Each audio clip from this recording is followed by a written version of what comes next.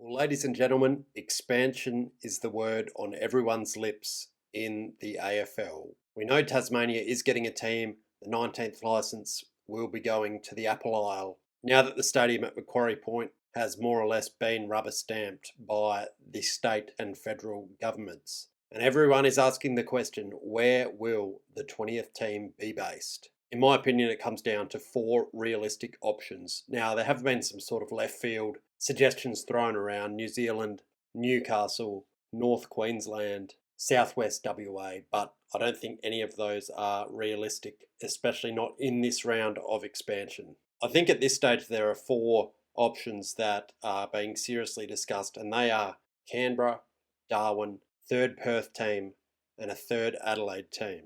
And this is just some high level numbers, some of the nerdy stuff, but we'll just have a quick look at it. So you can see, obviously, Perth and Adelaide, we have to divide their population by 3 because there is already 2 teams located in those cities. But even dividing Perth's population by 3, you do see that is the strongest option from a population standpoint out of all the options. And the big one that sticks out there is Darwin, really small population, only 137,000. There are some questions about whether that is big enough for an AFL team, and I have covered some of that in my previous video about the Darwin AFL team. It's also important to consider the growth rate of the population, because these AFL teams, they are 20, 30, 40, 50-year projects. So you have to consider projecting forward what that population is going to look like. And just for clarification, the growth rate is over a 10-year period, I believe from 2011 to 2021 as recorded in the census. Again, there are 2 front runners here, Perth 3 and Canberra, both with strong population growth rates. And I did throw in a little bit about the economy. It's not a perfect measure, gross state product per capita, but WA is a clear winner in that department. Canberra and Darwin are decent. Adelaide is a little bit more worrying, but it's not a perfect measure because it is going to favour the states with a resource economy. So let's get right into the first of the 4 options, and that is the third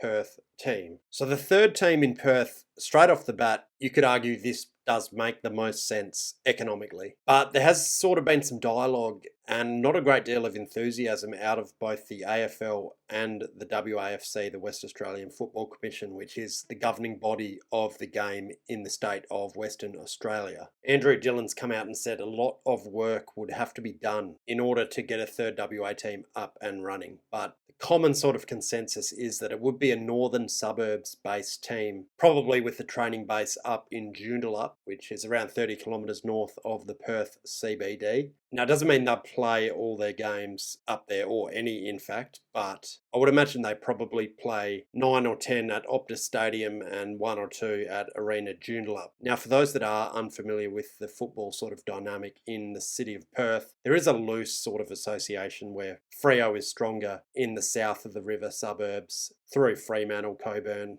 Kwinana, Rockingham, down to Mandurah, whereas the Eagles sort of dominate north of the river and in the regional areas of the state. So the argument would be that this would take away some of those Eagles areas while not impacting Fremantle too much, given Freo are the smaller of the 2 WA teams. Now, some people, Mark Duffield, Will Schofield, Mark Reddings on the Shelter Footycast, have sort of said that Busselton or the Southwest could be a contender for the third WA team. I really don't think that's an option. There's not enough population down there, and there isn't a concentrated centre of the Southwest. I mean, Bunbury has around 70, 80,000 people, but still that is not big enough for an AFL football team, I'm sorry. So anyway, we think this team would be representing at least the northern suburbs of Perth, playing at Optus Stadium at least a majority of the games, training base probably at Arena Joondalup. Now, interestingly, West Perth, which is a club in the Waffle, did relocate up to Joondalup in the 90s, and West Perth, as you can tell, was a team that was based in the western suburbs of Perth. But they relocated to Arena Joondalup because of the economic growth and population growth in the area at the time. So potentially you could see West Perth being promoted into the AFL. Now, obviously with the name,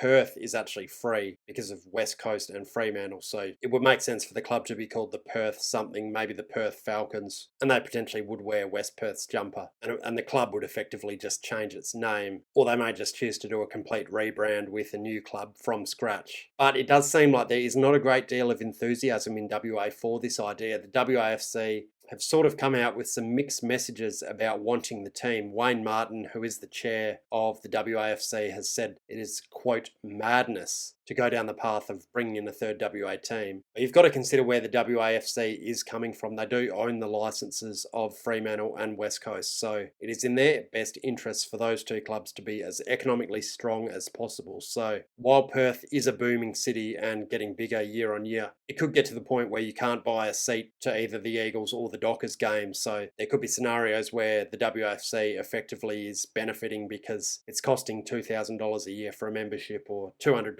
to see a single game. They're sort of between a rock and a hard place in terms of not wanting to compromise the existing clubs or dilute the Perth football market versus wanting to grow the game and bring in enough revenue to support suburban and country football. Despite Wayne Martin's comments that it would be madness to bring in a team, WAFC have clarified that there is no official position at this point. So in summary, I think this idea would work. Perth is growing quickly, large population. There's a lot of money in the state because of the mining industry, but there just seems to be no real appetite at this stage for a team, either from the governing body or the AFL. Now, of course, the WAFC wouldn't have to own the license. Theoretically, the AFL could own the license, but in that case, it is going to take the AFL to want to put a team in WA, and at this stage, I don't think they want to do that. So moving on, the next option for expansion would be the third team in South Australia and the city of Adelaide. And at this stage, the front runner clearly is the Norwood Football Club, and they have said publicly that they want to bid for that 20th licence and promote themselves from the SANFL into the AFL. Now, this would be effectively the same model as the Port Adelaide Football Club, where obviously they had played in SA for a long time, very successful club. They did win a lot of premierships, and Norwood is probably the second biggest supported club in the SANFL, so naturally it would make sense. They did originally want to be promoted into the AFL back in the 90s, but the ultimate decision was made in South Australia to go with a sort of franchise model, a generic team in the Adelaide Crows. Now, I think the idea here would be that the majority of the games would be played at Adelaide Oval, if not all of the games. However, we have seen Norwood Oval be used for gather round, and that is the home ground of the Redlegs, so potentially they could play 1 or 2 games at Norwood Oval. As far as the idea of a third SA team, I'm not sure about it. I think it would cannibalise the Crows supporter base. There's probably not a lot of Port Adelaide supporters in the AFL who support Norwood in the SANFL, but obviously a lot of Norwood supporters would support the Crows in the AFL, so I think this would probably impact Adelaide more than Port Adelaide at this stage. As far as the city of Adelaide is concerned, I think it is too small. It's not growing at a fast enough rate compared to some of the other cities that it is going up against. And if the AFL isn't enthusiastic about a third WA team, I don't see how they can be enthusiastic about a third South Australian team. WA has a bigger population, there's more money there, the population's growing faster, so it just doesn't marry up for them to say no to WA but say yes to South Australia. But given the fact the proposal is for an existing club to be effectively promoted into the AFL, this could end up happening sort of in a Stephen Bradbury default scenario if no other bid really gets off the ground and Norwood basically says, well, we're here, we're ready to go, let's do it. Because ultimately the aim will be to get to 20 teams. They won't want to remain at 19 for too long. Ultimately, I don't think this is a big shot at getting up, and I don't think it would add a great deal to the competition as a whole. The third option is, of course, the Northern Territory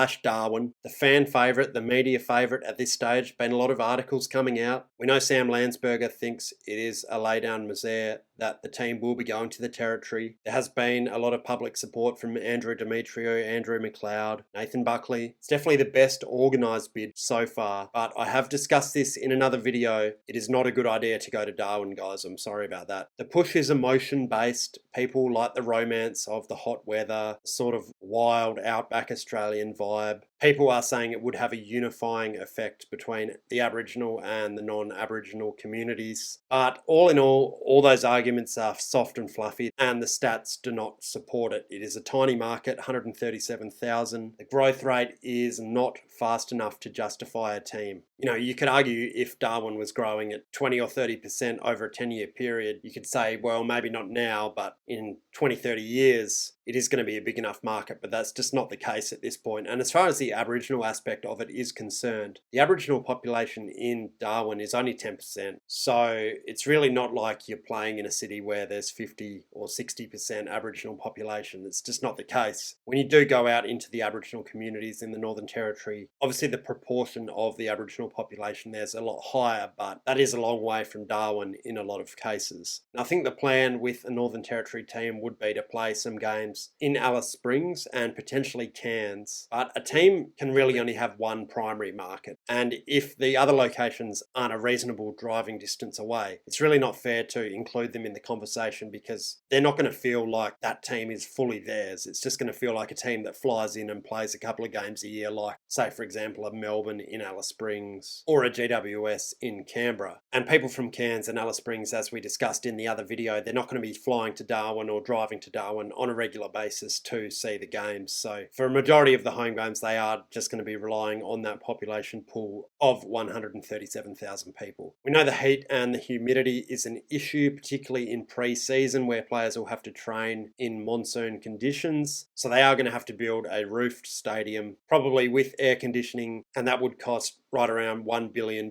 plus. Because of the size of the market, Darwin adds nothing commercially to the AFL, and the feasibility study that the NT proposal did put out said that there would be a $19 million per year shortfall without government funding. So I think the only chance this gets up is if the government steps in and says, look, we'll give you X amount of dollars over 20 years. We did see with the Papua New Guinea proposal in the NRL, Anthony Albanese coming forward and saying, look, we'll give you $600 million over 10 years. The justification there is for foreign diplomacy, given China is present in the Pacific. So the argument is that an NRL team in Papua New Guinea would strengthen the economic ties with Australia rather than China in that market. But obviously, as we know, the Northern Territory is not a foreign country, so it would be a bit harder to justify that proposal. And the PNG situation has not gone down well in terms of public opinion. So I think the only chance this happens is if the government, state or territory, comes forward and says, look, we'll give you all the money in the world to cover that shortfall, and it's purely dependent on government funding. It'll never make money in and of itself. That is just not possible, and you can't argue either way. So all in all, you know my thoughts on this, guys. I don't think this is a good idea, and we will be moving on to the fourth and final option for expansion for the 20th team. And that is, of course, Canberra in the Australian Capital Territory. Now, there hasn't been much public support or push for this, it seems, because I guess the perception is Canberra, it's cold, it's boring, it's full of public servants, it's not very exciting when you compare it to the Northern Territory. But there is 500,000 people here in the metro area, and the population is growing fast, 24% in the last 10 years. And what putting a team in Canberra would do for the AFL is it would put another team behind the Barassi line.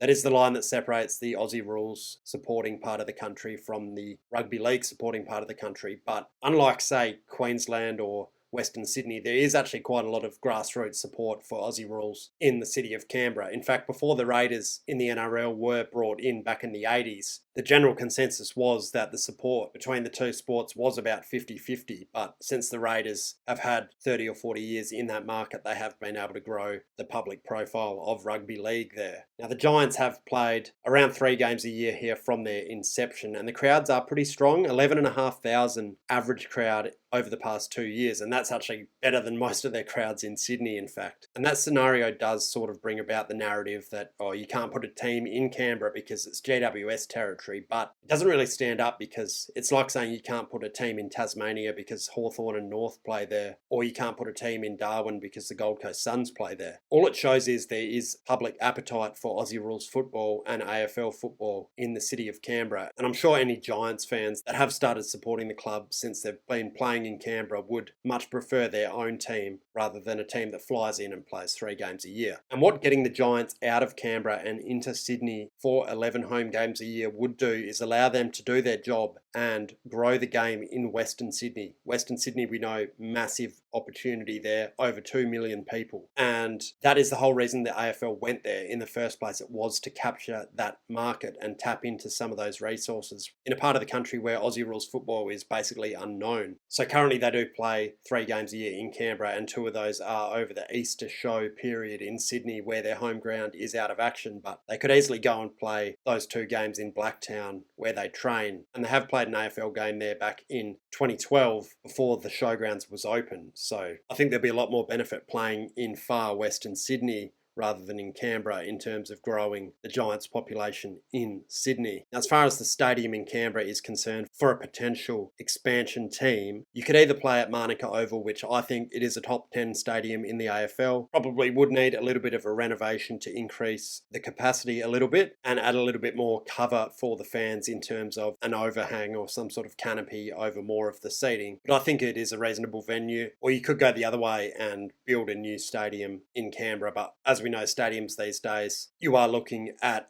least 800 million or $1 billion for sure. I don't think you would need a roof in Canberra. We know it is very cold, obviously, but I think the roof scenario in Tasmania was more because of wind rather than rain or cold. And because of the location, Canberra doesn't get as strong a wind as you are going to get in Tasmania. But they could go down the path of putting a translucent roof on there, but it's just a matter of whether there is an appetite for the taxpayers to come up with that cost. In terms of secondary markets, it would open up the Riverina in the south of New South Wales, towns like Wagga Wagga or Albury. And that is actually a part of New South Wales that predominantly supports Aussie rules football instead of rugby league. So if you could get a game or two there every year, it is going to do wonders in terms of a Canberra team growing its supporter base. Canberra is a much bigger TV market than Darwin, and we know the environment, while it is cold, it is a lot more friendly for Aussie rules football. You're not dealing with the humidity or the extreme heat. And pre-season training, really, there's not much difference in terms of summer climates between Canberra and Sydney or Melbourne. So it's not an issue there. It would need a lot less financial support from the AFL or the government than a Darwin team would. And while it might take 5 or 10 years for the team to actually start making money, it does have the possibility, because of the size of the market, to support itself financially on a standalone basis, which Darwin does not. In terms of player retention, it's only an hour's flight from Melbourne. I don't think it would be an issue. Whereas Darwin, it's obviously a long flight, different climate, a long way from home. Some of those Victorian boys who can't handle it in Adelaide or Perth are going to have a hard time handling it in Darwin for sure. But that is just about all we're going to have time for today, guys. I do think Canberra, if you do want to go into a new market, it is the best option for the AFL. The best option economically would be a third WA team, but it is sort of boring. It's not tapping into a new city or a new market per se, and there does seem to be limited support out of Western Australia or the AFL for that. So I do think the best thing the AFL could do is put the 20th team in Canberra. There is support there. It would grow the game, and all in all, it is the best option from an expansion standpoint. Thanks for watching, guys. Don't forget to subscribe.